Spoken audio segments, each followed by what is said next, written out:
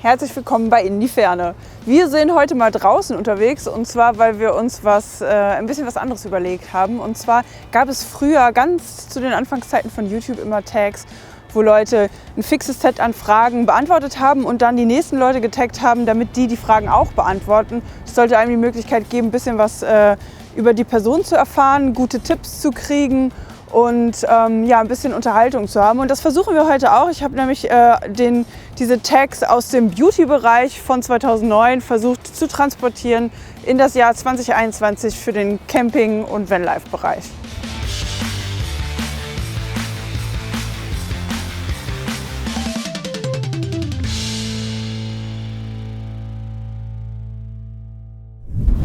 Ich kenne zwar die Fragen, habe mir aber nicht alle gemerkt absichtlich und die nicht vorbereitet, mir keine Notizen gemacht, um die Antworten so spontan und ehrlich wie möglich zu geben. Also gucken wir mal, was dabei rauskommt. Bleibt auf jeden Fall dran, weil den besten Tipp habe ich mir ganz fürs Ende aufbewahrt. Entschuldigung übrigens wegen der Sonnenbrille, aber wenn ich jetzt quasi die nächsten 15 Minuten einfach nur so in die Sonne gucke, wird es relativ unangenehm. Das sieht auch für euch nicht schön aus. Frage 1. Wann warst du das erste Mal mit einem Camper unterwegs? Ich vermute mal, dass es irgendwo im Kindergartenalter war. Meine Großeltern hatten ein Wohnmobil, glaube ich. Es müsste ein Wohnmobil gewesen sein. Wir waren in den Niederlanden auf einem Campingplatz, auf dem Leute uns immer noch Gulden gaben. Falls von euch einer noch Gulden kennt, schreibt mal in die Kommentare. Und wir waren wandern, das weiß ich, und es gab so Anstecknadeln, die man gekriegt hat, wenn man irgendwo hochgewandert ist. Und das war, glaube ich, das erste Mal, als ich mit dem Camper irgendwo unterwegs war. Frage 2. Wie lange bist du schon im eigenen Camper unterwegs? Ziemlich genau gekauft, Mitte Februar 2021, also bald feiere ich Jubiläum mit dem Combo. Und ausgebaut, fertig war ich so Ende März, Anfang April und seitdem letzten Jahres März, April würde ich sagen, bin ich mit dem ausgebauten Camper auch unterwegs. Frage 3. Was für einen Camper hast du? Ich habe einen Opel Combo C von 2008 ausgebaut zu einem Mini-Camper. Das heißt, es ist ein Hochdachkombi und der ist für sowas auch nicht vorgesehen gewesen. Das ist ein ganz normaler PKW, nicht LKW oder so. Der hat Fenster rundherum und genau, das ist mein Camper. Übrigens, alle Fragen, wenn ihr den Tag auch machen wollt, findet ihr später in der Infobox verlinkt. Da könnt ihr die dann nachgucken. Ich würde mich auf jeden Fall über Videoantworten freuen, wenn ihr Bock hättet. Frage 4. Welche Art von Übernachtungsplätzen bevorzugst du? Also Freisteher, Stellplatz, Campingplatz, privat oder beim Bauern. Ich würde sagen, am allerbesten finde ich Freistehplätze, die man selber durch Zufall gefunden hat. Ich finde es okay, manchmal auch so irgendwie an Wanderparkplätzen oder so, aber am allerbesten sind eigentlich die Dinge, die einem so unterkommen, die man nicht auf dem Schirm hat, wo man nicht genau weiß, ist das jetzt ein Parkplatz oder nicht. Die finde ich am besten. Ich habe auch schon Landvergnügen genutzt, das war okay, hat auch sicherlich seine Vorteile, wenn man irgendwie sowieso die Region kennenlernen will und auch ein paar Sachen einkaufen will, irgendwelche lokalen, regionalen Produkte oder überhaupt mal Landwirtschaft und andere Leute so kennenlernen möchte. Für mich ist Landwirtschaft jetzt nicht was komplett Neues, von daher bin ich da nicht so ultra scharf drauf. Ich habe auch keine Kinder, die mit irgendwelchen Schafen schmusen wollen oder so. Mir wäre dann die ländliche Lage quasi wäre das große Plus da dran und der Austausch vielleicht. Ja, aber ansonsten finde ich Eigenbrötlertum an abgelegenen Freistehstellplätzen am besten. Wenn es Not tut zur Versorgung, darf es dann auch mal ein Wohnmobilstellplatz sein oder halt so eine Fähr- und Entsorgungsstelle. Und Campingplatz nur, wenn da irgendwie eine Veranstaltung ist mit anderen Leuten, wo ich weiß, mit denen habe ich da Spaß und es ist eine begrenzte Zeit. Aber so als Gesamtkonzept für meine Reiseplanung kommt das nicht in Frage. Frage 5. Wie hast du deine besten Plätze gefunden? Ich glaube, den allerbesten Platz habe ich durch ziemlich großen Zufall gefunden. Ich habe irgendwo auf Google Maps gesehen, ja, da und da ist irgendwie ein Wanderparkplatz und bin den angefahren und das sah überhaupt nicht aus wie ein Wanderparkplatz. Ich habe mich die ganze Zeit gefragt, was ist jetzt hier der Parkplatz? Und das war riesengroß, das war super abgelegen, einsam, keiner da. Das war jetzt letzten Sommer. Wunderschön, also absoluter Zufallstreffer. Und ich würde sagen, ja, einfach durch Glück und durch Standardrecherchemethoden. Wenn euch interessiert, wie ich meine Plätze generell immer suche und wie ich es mache, die Einsamen davon auszumachen, dann verlinke ich euch da oben mal das Video dazu, das wir da mal zu aufgenommen haben. Da findet ihr alle Tipps zur Stellplatzsuche. Was ist dein Lieblingsfeature an deinem Camper? Gott, ey, da muss ich erstmal drüber nachdenken.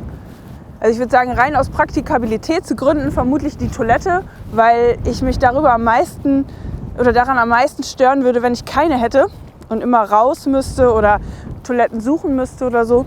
Das heißt, das weiß ich schon sehr zu schätzen. Und ansonsten mag ich, glaube ich, am allermeisten, dass ich eine Küche drin habe, in der dieses ganze Abspülen, Kochen, Sachen unterbringen und so bequem und komfortabel, angenehm ist einfach. Und ich mag tatsächlich auch die Bezüge von meinen Polstern. Ja, die 3 Sachen, würde ich sagen, ist so das, was ich am Camper am meisten mag. Okay, wir machen das so. Wenn du jetzt schon 3 Videos von mir geguckt hast und irgendwie hilfreiche Tipps daraus entnehmen konntest, abonnierst du jetzt den Kanal und aktivierst das Glöckchen. Was magst du an deinem Camper nicht so gerne und was würdest du gerne ändern? Was ich nicht gerne mag, ist, dass der keine 10 cm extra an der Decke hat.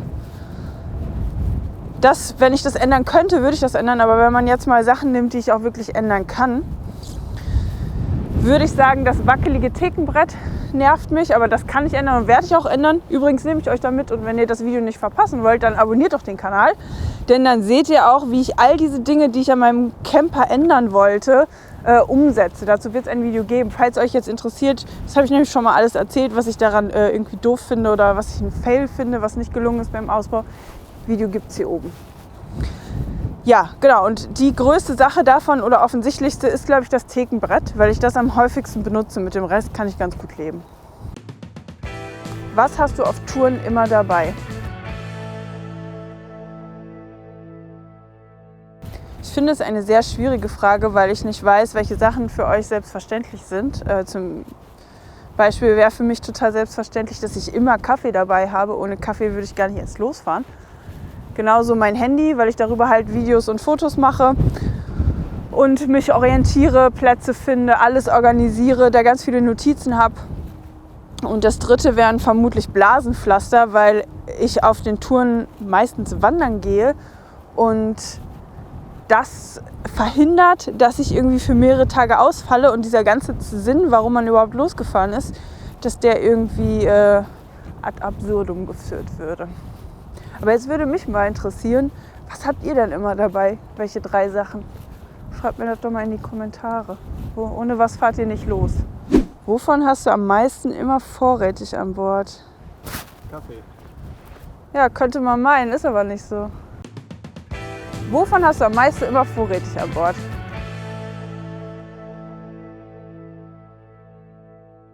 Henning hat gerade schon geraten und dachte, es ist Kaffee, aber ist es nicht? Wirklich nicht. Also ich habe natürlich immer Kaffee vorrätig, aber nicht am meisten.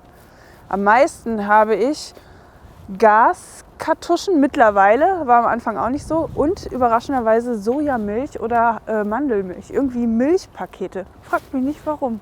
Und Konservendosen mit gehackten Tomaten. Scheint irgendwie so ein Ding zu sein. Was vergisst du immer? Was hat dir schon am häufigsten gefehlt?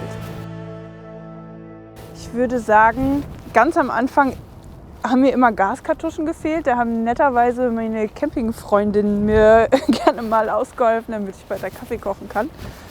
Jetzt habe ich mal eine größere Menge bestellt und habe immer genug davon dabei.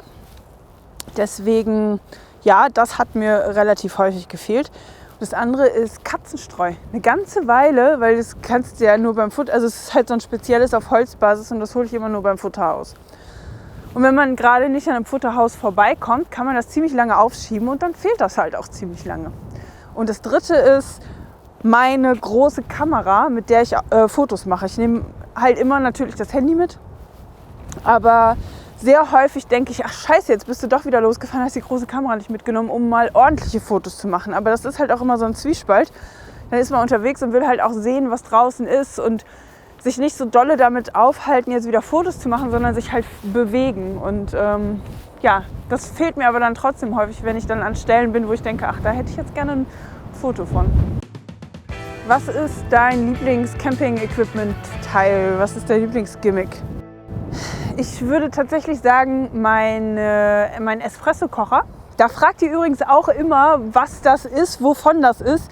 Das Ding ist von WMF, macht 6 Tassen, ist ein Auslaufmodell und wird nicht mehr hergestellt. Es tut mir sehr, sehr leid. Ich habe das geschenkt bekommen und hätte es mir auch selber nicht gekauft, weil ich es, glaube ich, zu übertrieben teuer für einen Espresso-Kocher gefunden hätte. Es gibt aber, wenn euch das nicht zu viel Geld ist, auf jeden Fall Alternativen von WMF. Dann fragt ihr immer noch, ob ich damit zufrieden bin. Ja, bin ich, und ich würde sagen, es ist tatsächlich mein Lieblingsteil, obwohl ich es mir nie selber gekauft hätte. So. Danke Maggie, von der ist das nämlich. Das zweite Ding, was mein Lieblingsteil ist, würde ich sagen, diese Saugnäpfe für Handys, Handyhalterung mit Saugnapf, die man eigentlich für die Navigation benutzt im Auto. Mit relativ langem Arm kann man die perfekt als Handyhalterung abends im Camper zum Netflix gucken benutzen. Da muss man das Handy nämlich nicht festhalten. Und da der Raum so klein ist, kann man den Bildschirm relativ nah dann platzieren und hinschwenken, wegschwenken. Mehr braucht man eigentlich dann nicht. Es sei denn, genau, die Stromquelle vielleicht noch. Die hat auch schon an vielen, vielen Punkten wirkte die sehr praktisch auf mich. Immer Handy-Akku oder Handy aufladen, Kamera-Akku aufladen, Lampen aufladen. Ja, und ich würde sagen, das Teil ist sehr praktisch und die 3 Dinger sind so meine Lieblings-Equipment-Teile. Hast du dir schon mal gewünscht, dein Camper wäre kleiner oder größer, und wenn ja, warum? Kleiner immer dann, wenn ich mir nicht sicher bin, ob ich in die Parklücke reinpasse und ich Angst habe, irgendjemanden zuzupacken oder ihm den Spiegel abzufahren. Und größer, ja, aber nur bis zu einem gewissen Grad. Klar, weil man dann mehr Zeug drin unterbringen kann, sich nicht so krass organisieren muss, weil man vielleicht gerne eine Stehhöhe hätte und immer angenehm sitzen möchte, an jedem Platz im Camper, nicht nur hinten auf dem Sofabereich. Ja, also ja. Wie häufig misstest du deinen Camper aus?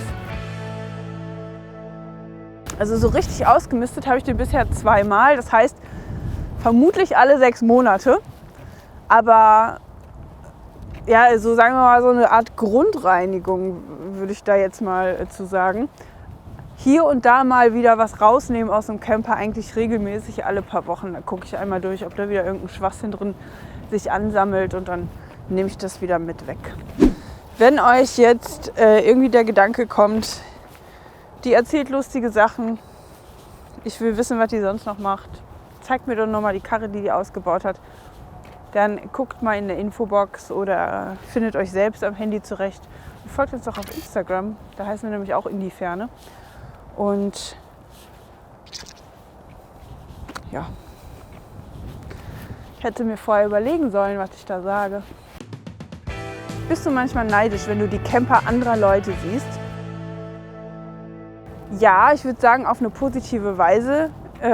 Mit einordnen, dass nicht jede Lösung für jeden zu jeder Zeit funktioniert. Aber ich finde es richtig cool zu sehen, was für Ausbauten Leute gemacht haben, auf was für coole Ideen die gekommen sind, wie der Style vom Ausbau aussieht.